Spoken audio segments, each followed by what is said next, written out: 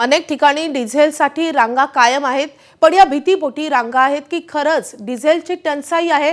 पाहूयात ग्राफिक्सच्या माध्यमातून. तर डिझेल टंचाईचं वास्तव काय आपण पाहतोय. परभणीमध्ये काय स्थिती आहे? तर परभणीमध्ये शेवटचा इंधन साठा 24 मे रोजी प्राप्त झालाय. तर पेट्रोलची सरासरी दैनंदिन मागणी आहे 200 KL. डिझेलची सरासरी मागणी आहे 400 KL. तर काल हा साठा उपलब्ध झालेला आहे. काही पेट्रोल पंपावर सध्या घाबरून इंधनाची खरेदी केली जाते.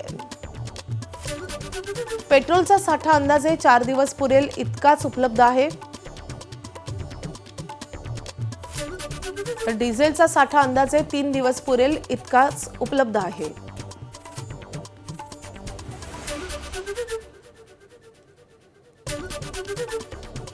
आता हिंगोलीमध्ये काय स्थिती आपण पाहतोय. हिंगोलीत 1,75,000 लिटर पेट्रोलचा साठा उपलब्ध आहे. 4,50,000 लिटर डिझेलचा साठा आहे. एका दिवसाची गरज आहे 2,50,000 लिटर.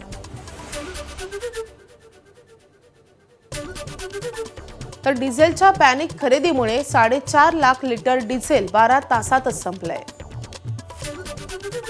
हिंगोलीत सध्या 1 दिवस पुरेल इतकाच डिझेलचा साठा उपलब्ध आहे.